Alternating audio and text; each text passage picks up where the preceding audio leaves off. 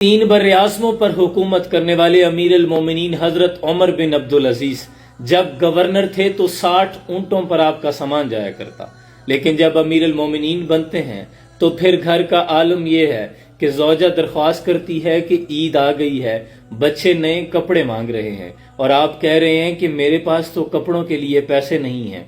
और उधर खजानों का आलम यह है कि आपके दौरे हुकूमत में 3 बर्राज़मों में एक भी शख्स ज़कात लेने वाला बाकी ना बचा। लेकिन घर के हालात का आलम यह है कि बीवी से कह रहे हैं कि बच्चों के कपड़ों के लिए पैसे नहीं हैं, और बीवी तजवीज दे रही है कि आप ऐसा करें कि अपने वजीर खजाना से कहें कि हमें 1 महीना की तनख्वाह एडवांस दे दे, मैं उससे बच्चों के कपड़े खरीद लेती हूँ, बाकी घर का खर्चा मैं महीना भर मजदूरी करके चला लूंगी। और आप कहते हैं कि हाँ ये तजवीज ठीक है। आपने मज़ाहिम को बुलाया, वजीर खजाना से कहा कि मुझे 1 महीने की तनख्वाह एडवांस में दे दी जाए। और फिर वजीर खजाना भी अहले ईमान हुआ करते, उन्होंने एक कागज और कलम उठाया और आपके सामने रख दिया, कहा अमीर अल मोमिनीन मुझे यहाँ पे लिख दें कि आपके पास 1 महीने की जिंदगी बाकी है, यानी जिंदगी आपको 1 महीने की मोहलत दे देगी, मौत नहीं आएगी।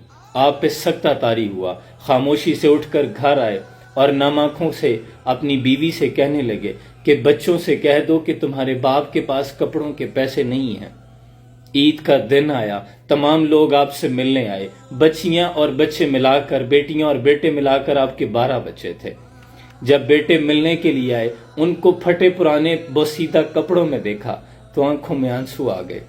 तो कहने लगे कि बेटा आज तुम्हें अपने बाप से शिकायत तो जरूर होगी कि नए कपड़े भी नहीं दिला सकता, लेकिन देखना कल कयामत के रोज तुम्हें फख्र होगा। तो एक बेटा बोल उठा, कहने लगा कि नहीं बाबा जान, हमें आज आप पर फख्र है, हमारा सर फख्र से ऊंचा है कि आपने हमें नए कपड़े तो ना लेके दिए, लेकिन मुसलमानों के माल पर डाका तो नहीं डाला।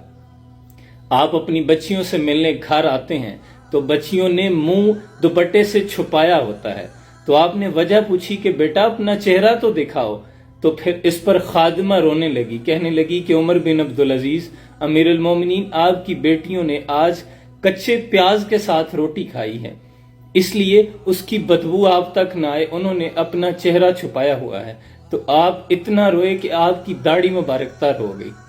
आप कहने लगे कि बेटा मैं तुम्हें तरह तरह के इकसाम के खाने तो खिला सकता हूँ, लेकिन क्या करूँ, मुझे जहन्नुम से डर लगता है। सल्तनत कितनी बड़ी है, जनूबी स्पेन से यहाँ लाहौर तक और काशगर से लेकर इस्तांबुल के दरवाजों तक आपकी हुकूमत, 3 बर्राज़मों के मालिक, लेकिन घर के हालात ये हैं कि फाकों पे गुजर रही है। फिर जब आपके मरने का वक्त करीब आया, आप बिस्तरे मर्ग पर थे, लोग आपसे मिलने के लिए आ रहे थे।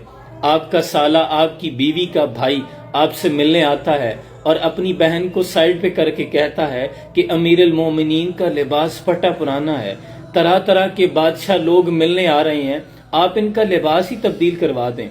अगले रोज जब दोबारा आते हैं तो वही बसीदा फटा पुराना लिबास। तो बहन से दोबारा पूछा कि मैंने आपसे कहा था कि इनका लिबास तब्दील करवा दें। तो बहन रोती हुई कहती है कि घर में कोई दूसरा जोड़ा मौजूद ही नहीं है, भाई मैं क्या करूं। और उमर बिन अब्दुल अजीज ने बिस्तरे मर्ग पर रजा बिन हैवा अपने वजीर मशीर को बुलाया और कहा कि मैंने 3 बादशाहों को कब्रों में उतारा है, लेकिन जब उनके कफन की गिरा खोली तो उनके चेहरे काले पड़ चुके थे, उनका मुंह किबले की जानिब से तब्दील हो चुका था। जब मुझे कब्र में उतारना तो मेरा चेहरा जरूर देखना। आपने बताया कि मैंने 3 बादशाहों को, वलीद बिन अब्दुल मलिक, सलमान बिन अब्दुल मलिक और अब्दुल मलिक बिन मरवान को कब्रों में उतारा है, लेकिन उनके चेहरे किबले से फिर गए थे। ये कौन बादशाह थे जिन्होंने अदल का मयार नहीं बनाया था, लेकिन उमर बिन अब्दुल अजीज ने अपनी दौरे हुकूमत में अदल का ये मयार बना दिया था कि जो गंदुम बच जाती थी गुरबा में तकसीम करने के बाद, उन्हें पहाड़ों पर बर्फ पर डाल दिया जाता कि परिंदे भूख से ना मरे।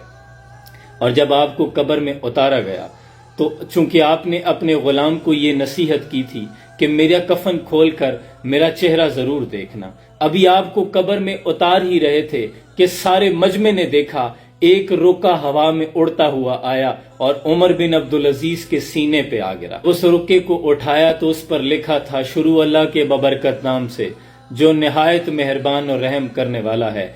ये परवाना है उमर बिन अब्दुल अजीज की बख्शिश का, जहन्नुम से छुटकारे का। कुर्बान जाऊं 3 बरे-आज़मों की हुकूमत को लात मार दी, ऐशो इशरत की जिंदगी छोड़ दी, अपने रब की रजा पे राजी रहे और आलम यह है कि जन्नत का परवाना लेके दुनिया से रुखसत हो रहे हैं। कुर्बान जाऊं ये थे हमारे सलातीन, तार दामनी पे शेख हमारी न जाइयो, दामन निचोड़ दें तो फरिश्ते वजू करें। मिटा के अपनी हस्ती सराप है जुस्तजू हो जा, जो तू चाहेगा वो होगा, जो वो चाहे वो तू हो जा। अल्लाह करीम हमें भी हक के रास्ते का मुसाफिर बनाए और अपनी जिंदगी अल्लाह की रजा में ढालने की तौफीक अता फरमाए। सलाम पहुंचे।